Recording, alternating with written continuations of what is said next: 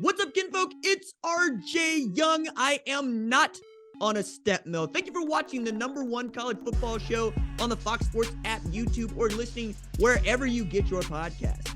Today, we have to go through my Week 13 Top 25, see how I come up against the Associated Press Top 25, talk a little bit about this piece that I'm very excited you can go read at the Fox Sports website right now about CJ Stroud, and I'm going to talk with the last man to win the Heisman Trophy at Ohio State. That would be Troy Smith, the man who was the hero the last time that Ohio State and Michigan met as 11-0 undefeated Titans of the game. Really excited to share that with you. But first, we need to start by talking about the game we didn't get to on Saturday night. That would be number 12 Oregon beating number 10 Utah 20-17. Oregon was up 17-3 at half, but Utah came back, tied the game at 17 with 2:39 left to play in the third quarter. And then Oregon kicker Camden Lewis hit a 41-yard go-ahead field goal with 11:17 left in the fourth quarter. And that would be the last point scored in the game. Bo Nix played well in this game. As a matter of fact, I was really excited to see that Bo Nix just didn't turn the ball over as often as he could have. I'm watching this game. He goes 25 of 37, 287, 1 TD, and a pick. But what I saw from him was a settled Bo Nix, a dude that was going to stand back there in the pocket and take what Utah was able to give him.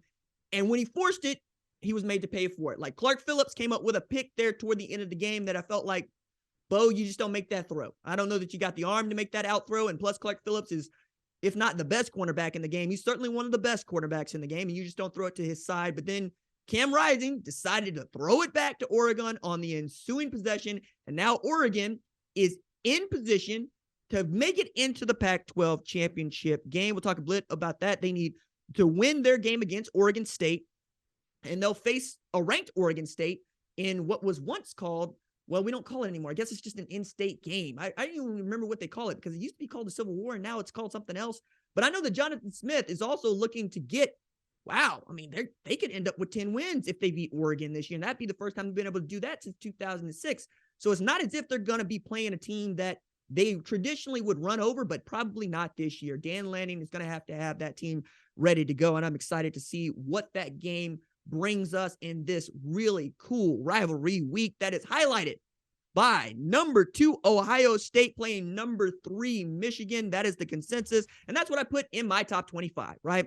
The top 4 did not change. It was chalk, even as not everybody looked good in that top 4. Matter of fact, I would say nobody in that top 4 looked good. Georgia, 16-6 against Kentucky. Ohio State needed basically Zach Harrison to close the game and close the door on Maryland to secure the win. Michigan played the second half without Blake Corum mostly, but still should not have been in the position they were in at the Big House against Illinois. And Texas Christian ran a fire drill to get the field goal unit on the field to kick a go-ahead field goal to win it in regulation by 1 point. But later that day, USC put on an outstanding performance. They beat UCLA 48-45, and I have them at number 5. Now, the thing to also take about this is that I don't have Tennessee falling as far as the Associated Press top 25. It'll be interesting to see what the College Football Playoff Committee does here too, because frankly, yeah, Tennessee lost to South Carolina 63-38. Spencer Rattler had a day of days, over 400 yards through the air, 6 TDs, and South Carolina Gamecocks are still living off of being able to hand Tennessee their second L of the season. But you'll see that I have Tennessee ranked at 6 ahead of LSU, Alabama, Oregon, and Clemson. Now, I'm not going to overreact the way that literally everybody else has to Tennessee getting beat by South Carolina. You want to know why? Because they stopped a mud hole in LSU 40-13 in Baton Rouge, and they beat Alabama 52-51 in a game that everybody thought was going to be basically for the national championship. At the very least, was going to be the second best team to Georgia in the SEC. And then, Georgia dispatched Tennessee, not with extreme prejudice, but certainly made their presence known. I also look at Alabama and say that's a team that got beat by LSU, okay? And LSU got beat by Tennessee, but more than that, LSU lost to Florida State. Now, if you want to tell me that Florida State is a good football team, I'm also going to look at you and tell you that UCLA is a good football team. They're both 8-3, all right? You want to tell me that Ole Miss is as good a football team? That's fine too. But I'm not going to sit here and tell you that LSU and Alabama need to be ranked ahead of Tennessee. Wins and losses have to matter If you beat somebody head to head, that has to matter. I don't give a damn when you played them or how you looked.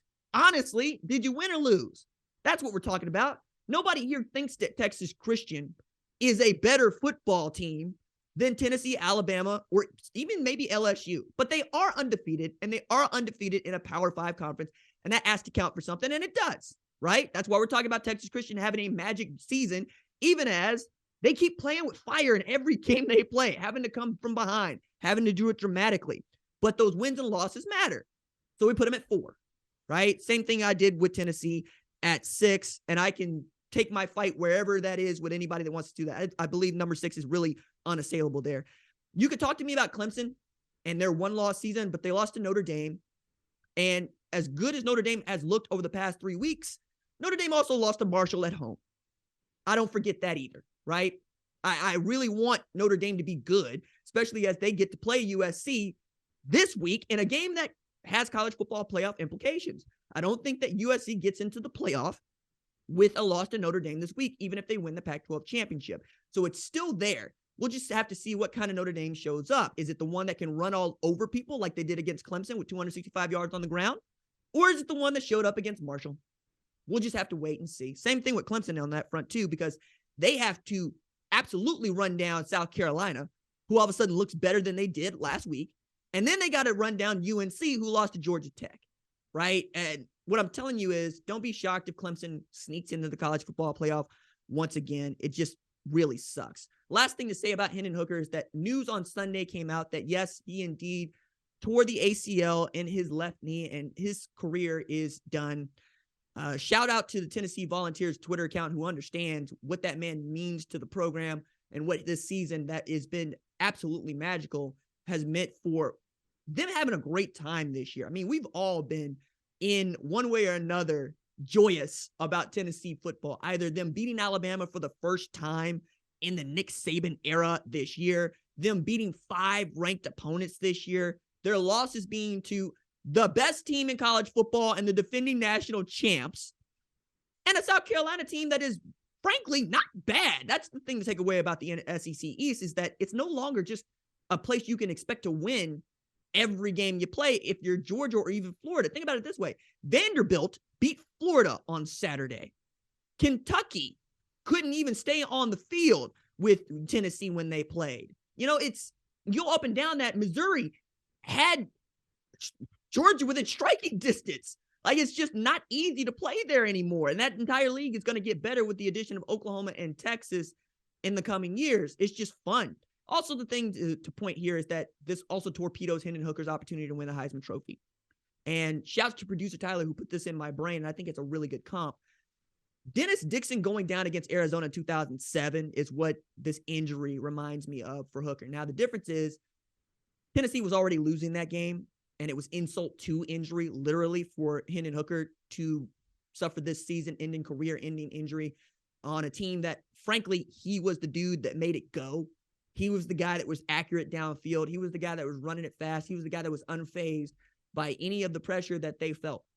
And now you're handing the keys to perhaps the most untapped piece of talent in all of college football in Joe Milton.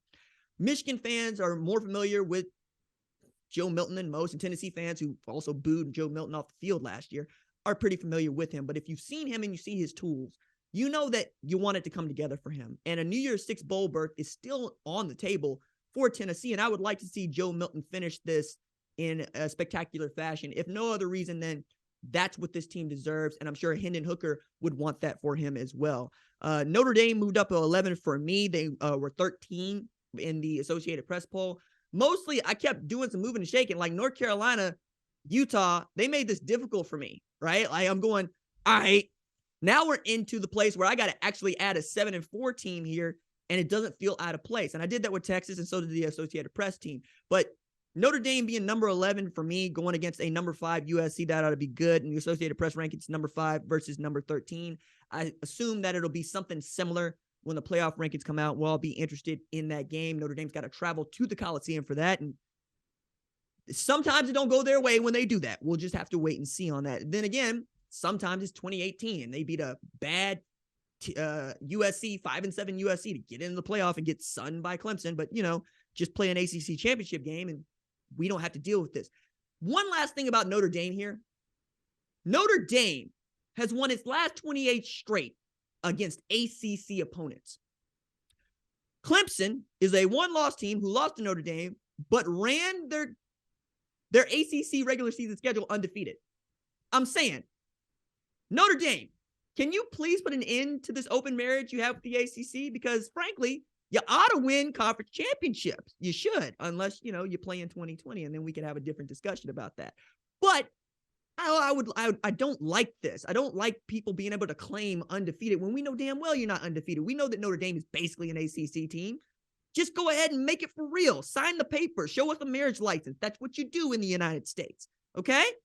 For goodness me, that's what you do in South Bend. All right. Now, from that, I want to go into a discussion about Ohio State versus Michigan, and there is no better man to lead us into that than Ohio State quarterback and Ohio State hero Troy Smith, who was quarterback for the Buckeyes the last time that these two teams met undefeated in what we call the game of the century. Let's go talk to Troy. I'm pleased to be joined by Ohio State quarterback and Heisman Trophy winner Troy Smith. Troy, how you doing, man? I'm doing very good. Appreciate you having me, RJ.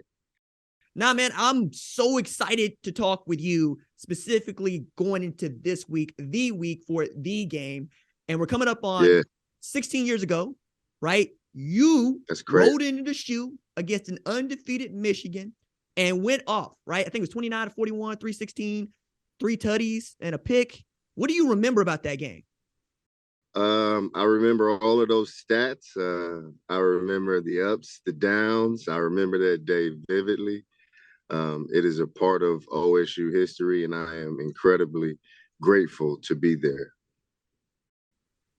I rewatched the game in preparing for this interview with you, and I was floored by just how close it was there at the end. So going into the fourth quarter, Mike Hart scores, right? Now running backs coach at Michigan. And great player. Tell me if I got this wrong. You were coming into the game 17-yard line and had to lead Ohio State down the field after what was looking like a rocky end to the game because y'all were up 28-14 at one point. What was it like going into that final series to try to put together that drive? It was tough. Great teams bring out the greatness in you, the character inside of you. And if you look back at that team across the board, they were stacked. First round draft picks all across the board, great coaches, great camaraderie. There was the passing of Bo Schembechler that added a little bit more lore to everything that they were bringing that day. So it was tough, but we persevered. We hung tight. Football in adverse situations really bring out your character, the trueness of who you are, and we stuck it out. So it was pretty cool. It's interesting you make mention of Coach Schembechler passing on the eve of that game, 77 years old, a veteran of the 10-year war, as many folks inside the rivalry get. But I want to set the table here in that it was number 1 versus number 2 in what we've called the game of the century. Y'all had knocked off the number 2 team in the country in Texas. Michigan had knocked off the number 2 team in the country in Notre Dame. And y'all kept it together for this game. So I got to ask, what was the lead up for you like? Like, what is the talk going into the week? What's Monday like? What's Tuesday like? It was very, very, very rigorous. There was a lot going on, specifically because you had a lot of the major trophies and the major awards up for grabs at that time too.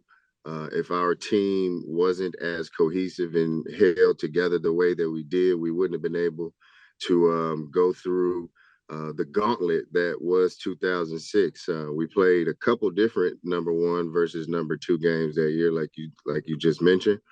Didn't get the win in the national championship, but it was a rough year. And going into the Michigan week, I mean, it's everything. The tensions run deep, the tensions run high. Special players come out in special games, and it'll create a buzz for you for the rest of your life if you're pretty successful. If it doesn't work out, the back alleys is usually where you need to travel. So trust me, I know. Well, hey, look, it worked out for you in winning the Heisman Trophy. And I want to put a point here. if we throw out the single wing tailbacks, and I do, you're the last and I believe the only quarterback in Ohio State history to win the Heisman Trophy. How True has that Cupid. changed your life even 15, 16 years after the fact? It's changed my life tremendously.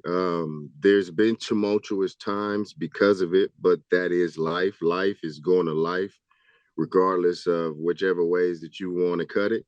The Heisman Trophy, the accolades, the wins on the field, they mean so much. But then again, too, as a realist, I've come across too many situations where the things that I have done, they've tried to minimize some of the things. And specifically, this is why we stepped into the mental health realm and we stepped into different ways of becoming a better man and a better person because of the ups and downs with football. At one point in time, you're riding high, you're the best thing since sliced bread. And then when things don't go the way that things are supposed to from somebody else's vision for you, you'll see how they really love you and appreciate you. But being an Ohio guy through and through, I've had so much respect for everybody around here, so much support. The reciprocity is real. Kids, if you're getting a chance to watch this, come on and be a Buckeye because there's real love here, and we keep it real, and we try to give back as much as we can. That is an interesting point you raise about what it means to be a Buckeye, and more specifically, be a Buckeye quarterback. I got to know Kim Stroud, CJ Stroud's mother, since he got to Ohio State, and she That's was awesome. walking through with me the difference between perhaps being a 5-star quarterback and then knowing that your kid is going to be a big-time college football quarterback, and then being the quarterback at the Ohio State Buckeyes. They're coming from Rancho Cucamonga, California. Rancho You were raised Cucamonga. there. Yeah. So like I'm asking you, like, how does that change for you when you become not just the quarterback, but I mean, you're a quarterback that was allowed to sling it and run it. I mean, I'm looking at this. Right. I'm gonna go ahead, put you on Front Street. You got Brian Robisky, you got Ted Ginn Jr., you got Anthony Gonzalez, and you got Brian Hartline to throw the ball to. How much pressure is on your shoulders to just not mess this up? Santonio Holmes, don't forget him too. I mean, that was a year before, but he set the tone. He was a beast. It's not a lot of pressure, to tell you the truth. You named all of those guys that what they can do as a wide receiver is get open. It was pretty simple, pretty easy for me. Our linemen were tough. Our linemen got after it. We weren't a part of the new day and age with the super tight jerseys. So your skin and the fat had to leave. You know what I mean? Like nowadays, the linemen look like tight ends. I wasn't a part of that. I had guys that were regular old guys. I'm not even gonna talk about the physique because it is what it is. I love my guys to death. We were just a part of the first versions of like morphing to what the quarterback does and not making him be a picturesque version of something that you want. So Coach Jim Tressel, if it wasn't for him and his ingenuity and his ability to be new and cutting edge and then also morph with us, he gave us a chance to throw the football. And this is why all of these great wide receivers that came from Ohio State. I'm curious about your relationship with Coach Tressel. Just a peek behind the curtain. Our producer here, Tyler Wojak, is a Notre Dame alumnus, and he is, like me, a big fan of Marcus Freeman, former Buckeye. Huge fan of Marcus Freeman, man. Right, Huge and what fan. he's been able to do, especially the way they've been able to bounce back in the second half of the year. But one of the things that he had talked about was just how much Coach Tressel has meant to him, not just when he played for him, but as a head coach now. Was it like for you to be able to play for a guy like Coach Tressel that, for me, looking inside, right, I'm from Oklahoma, he didn't look like the kind of dude that was going to let you go sling it or let that offense open up. But it seems like that's just who he is. Youngstown guy, blue-collar guy, tough as nails. If it wasn't for him, who knows where I would have been. He literally changed my life because he put the football in my hand and looked me in my eyes and said, it is yours now. And also, it is yours to mess up. So if it doesn't work out, you know what I mean? It's on you. We went from 3 yards in a cloud of dust to specifically throwing the ball all first quarter. If you don't stop it, we'll throw it all second quarter. He gave me the keys to the ship, and he trusted me. I think it really worked, one, because of Joe Daniels, who was my quarterback coach back then. And as soon as he told me he coached Dan Marino at the University of Pittsburgh, I was sold. You know what I mean? So if it wasn't for him, if it wasn't for Jim Tressel, and also my dad, Ted Ginn Sr., who knows where I would have been. So it was seriously a village that helped raise me. And to be and to play quarterback at Ohio State, it is definitely life-changing. You forever are synonymous with the university, whether you've done good or bad, because we know some names that are decent, and we know some names that aren't as good, and we still love them all the same. So it's unique. It's a unique class of guys that come from Ohio State, and I am just privileged to be a part. So one of my favorite photos around the Heisman Trophy is you got your two hands on the stiff arm man, but also you got a lined up fade. I can see the waves. You got the chin strap. Yeah. I started rocking it based on that picture. The 50 cent chin strap. The 50 cent chin strap. Yeah. I'm saying, like, but it was something I could pull off. Like, you see with the beard and whatnot, I was like, let me get like Troy. The beard looks good too, man. Look, see, I'm 5'5", so I got to get it where I can get it. I got to get my grown man where I can get my grown man. But I wanted to ask it in this way, because it feels like if CJ Stroud has a tremendous game, he's going to be the front runner for the Heisman Trophy, win the Big Ten championship. That's a wrap for it, or so it seems. If he were to win it, what would you think his life would look like afterward? Oh my God, come on, it's 2022. You know, I got a chance to do something that was a soft decade ago, you know, and life has been grand for me ever since. For him in this day and age with the NIL, and specifically with the powers of college football being given back to the people who deserve it. The actual players on the field deserve it. You know, they are the ones scoring touchdowns. I promise you, I've never seen a coach kick a field goal, score a touchdown, run a punt. I've never seen it. You know what I mean? The players deserve what they deserve. And he's a special kid. I said it before. To me, he throws the prettiest football in college football. Also, timed up and multiplied by this new day and age of understanding and knowing who you are. It's a dangerous combination. And then also, too, when you got guys like myself who want to do nothing but help and give back to the university in the proper ways, we're going to be able to develop some fiduciary relationships and help these kids in the long run to seriously understand their power. You know, that shift is here and it's now. I'm glad it's happening to CJ, because he looks good doing it. And I'm a fan from afar. I want him to be the 8th one. We're going to bring home another Heisman Trophy, hopefully, and we'll be slapping fives with him on the stage, you know what I mean, in New York. Nah, that's what's up. And I think that is an absolutely outstanding place to end it. Ohio State quarterback, Heisman Trophy winner, Troy Smith. Sir, thank you so much for taking the time to join us here on the #1 college football show. RJ, man, anytime, bro. I appreciate you, man. Go Bucks always. We're going to rock it, baby. My thanks once again to Ohio State quarterback, Heisman Trophy winner, Troy Smith, who took the time to speak with us about what his life was like at Ohio State as the quarterback, what his life has been like as a Heisman winner at Ohio State. It's been 16 years since an Ohio State player won the Heisman Trophy. CJ Stroud feels like the best dude to have the best opportunity to do that should the Buckeyes come out victorious in this game against Michigan. Also add in there that Blake Corum, yes, the knee seems to be fine. He's going to be available. This is from him talking, and we're all very excited about this game. I'm excited about CJ Stroud. I've been excited about CJ Stroud for some time. And now at the Fox Sports website or on the Fox Sports app, you can read a feature that I wrote about him, a magazine feature that's about 3,000 words in length. I spent the better part of 2 years reporting this story. I was given outstanding access to CJ's mom, Kim, who was nothing but kind to me as I tried to unpack just what this journey from Rancho Cucamonga, California to Ohio State and probable first-round draft pick has been for her and for her son, CJ. There are some nuggets in there that I hope you will find useful and are frankly quite original. One that I will tease right now is not only did Michigan recruit the hell out of CJ Stroud and did CJ Stroud and his parents make a visit, or his mother and his brother Isaiah make a visit to Ann Arbor, Jim Harbaugh was cool enough at the Heisman Trophy ceremony in 2021 to take a photo of CJ and his family.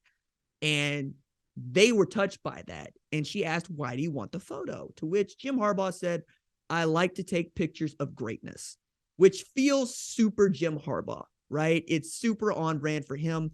And I'm sure that no matter what goes down, CJ wants to avenge that loss to Michigan. And I'm sure that Ohio State's want the same. Very excited to see this game in the shoe, and really, really touched that Kim gave me the opportunity to tell her and her son's story. Please go read that. Let me know what you think about it on tweets, on the Instagrams, on the Facebooks, on the TikTok, because I'm over there doing that too now.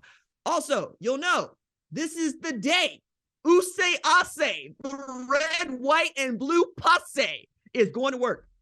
Today, we got Wales. All right? Now, your longtime friend of the show, friend of the channel, you knows that I get down with the European footballs. All right? I'm the dude that once put his foot through his TV because Arsene Wenger was driving Arsenal into the ground. But this team has become my team because I had to give up that narcotic that is Arsenal. And I am ready. Okay? I believe Greg Berhalter left out Ricardo Pepi. I'm going to let it go. I'm going to let it go. I'm going to say Christian Pulisic's going to pull them together. Timothy Weah's going to put them together. I'm going to say that it's fine that we are not playing the kind of elite soccer that we were playing just 6 months ago, but we're going to get it done against Gareth Bale. And on next Sunday, we're going to get it done against England. Then the following Friday, we're going to get it done, okay, against Iran. We're getting out of this group stage, okay? We're getting out of this group stage. We're getting in the knockout round. And that everything else is found money. Everything else is found money, okay? This time we in the World Cup. We weren't in it the last time. That was embarrassing. Jordan Morris is going to redeem himself. We're going to be okay, all right? So I, like you, will be watching the World Cup on Fox 30 days, 4 games a day. I'm very excited. And frankly, this is going to be such an event for all of us because it's not just we got England and we got Dallas and New York. We got the game. So much going on here, and I'm excited to be a part of it. All right. That is going to do it for this episode of the #1 College Football Show. My thanks, as always, to our lead producer, Tyler Wojak. Our senior producer is Catherine Dowling. Our director is Kyle Holly. Our social media maven is Javion Duncan. Our lead of screening is Ray Chacon. I'm the host, RJ. We will see y'all live after the college football playoff rankings reveal on Tuesday. Deuces.